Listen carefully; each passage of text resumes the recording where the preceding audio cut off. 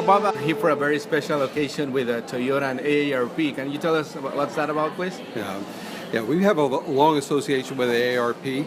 It's part of our driver safety program. We have programs throughout the country to help young families install child seats. We also spend a lot of time with teenage drivers to ensure that they're safe and they put away the cell phone.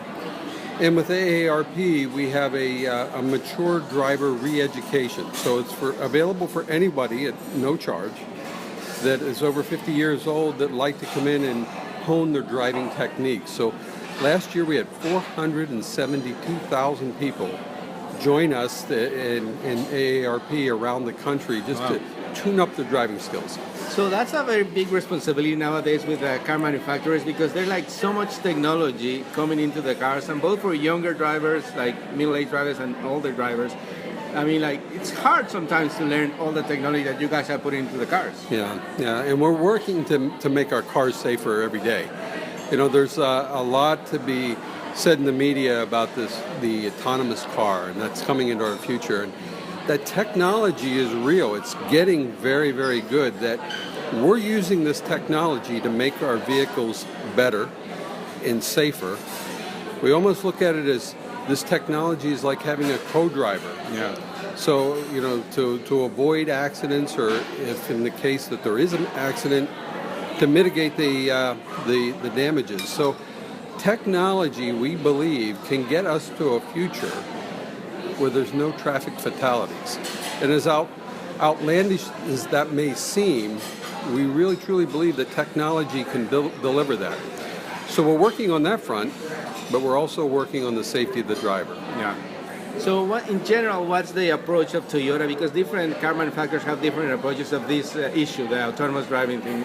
Someone like completely like have a seat and the car will take you. What's the Toyota's general approach to this? Well, you know, consumers are already seeing it. I'll give you a couple of examples. We have available in many of our cars blind spot warning, where there's a small light on the rear view mirrors that if there's a car or motorcycle that's in your blind spot, the radar detects that and then flashes a light on the rear view mirror. We have lane departure warnings that if the driver gets drowsy and the car starts drifting out of its lane, the car will signal to the driver through a tone and then bring the car back into the center of its lane. Advanced braking. We have pre-collision systems that will actually stop the car if a crash is imminent. So all this technology that's coming, that is available to cars today, and more that will be coming in the next 24 months, is really coming from that autonomous car project. So, you know, in our view, it may be years before a car will be available that you jump in the back seat and say, "Take me to work." Yeah. But the technology that's coming out of that work is making today's cars safer. And I guess since the higher volume sales for Toyota are the smaller cars, is all these technologies going to trickle down all the way down there? Yeah, we first started introducing this technology into our Lexus models, and now we're bringing it over to Toyota. But our vision is that we want them to be in every vehicle we build, from the base model Yaris to our pickup trucks and SUVs, because, you know, overall we don't think safety should be optional. We're working aggressively to bring this to market for every consumer. In terms of technology or like fuel powertrains, you just introduced the Mirai in California, right? And that's another big project, I guess, for the company. Yeah, that was. We've actually been working on this project since 1992.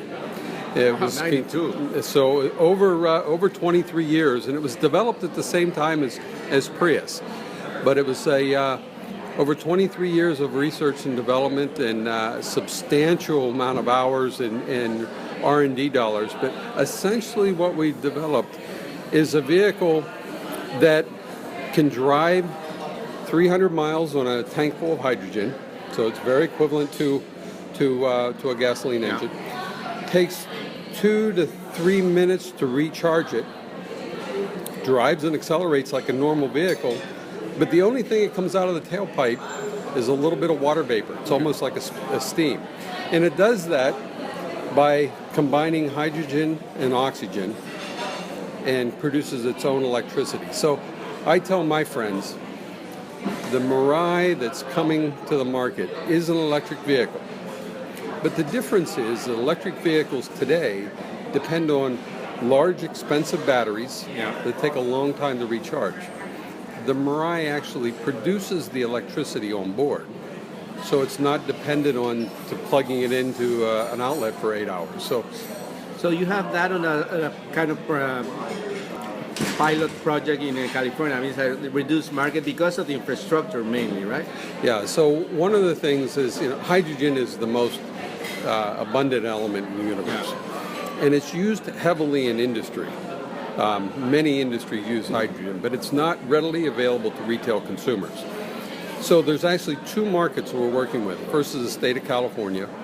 That we'll have 48 stations available in Los Angeles and the San Francisco area, as well as the city of New York, and actually the entire corridor from New York to Boston is actively interested in that. So we are participating financially to help those gas station owners with the available capital to invest to put a hydrogen pump. And the ones in California, for example, one gas station just opened it up, but when you pull up to the island, it's regular, premium, like regular diesel, gasoline, or hydrogen. And so it will take some time to get that infrastructure available, but I think it's possible, and no one can predict the future, but gasoline has been the fuel of cars for 100 years. It's possible that over the next 100 years, we'll see the fuel of automobiles transition from gasoline to hydrogen. But nowadays, these Mirais that you're, I don't know if they're selling or leasing in California, the Toyota includes the cost of recharging? Yes. So we're going to introduce it in California in just those markets whereby the hydrogen is available to retail consumers. But we are introducing it for a lease because most of our customers say they want to lease this new technology. So it'll be $4.99 a month, but we will include the hydrogen at no charge for the vehicle. So plus many other amenities, an 8-year warranty and 24-hour roadside assistance and everything. But when we told the consumers that $4.99 a month, new Mirai and free fuel. We are very fortunate. Over 18,000 people have raised their hand and says, I'm interested, tell me more. No, that's a lot. So in July, we will start accepting orders. And it'll start slow at first. But again, this is something we've developed for over 20 years. And it will take some time to get that infrastructure built. But I think it's going to be very, very good for the future. Yeah. And going to this year, I mean, in terms of your sales, I mean, Toyota is doing great. Another great year. I mean, like, we're only in May, so you have results for the first quarter, I guess, now. And, like, it's amazing, right? Yeah. We're having a very good year. The whole industry is doing well. But we're fortunate that we have a lot of new products from the new Camry for 2015, a new RAV, a new Highlander, and consumers are coming out. So yes, it's fun to have developed this new product, bring it to market, and have consumers accept it. So we're having a great year, and we have more products, more new products coming out later this year. Well, can't wait to see those. Thank you very much for your time. I know you're busy here with the IRP conference in Miami, so I really appreciate your time and all the consideration for us here.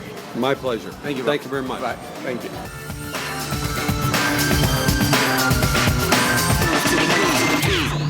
Este programa fue una producción de National Latino Broadcasting.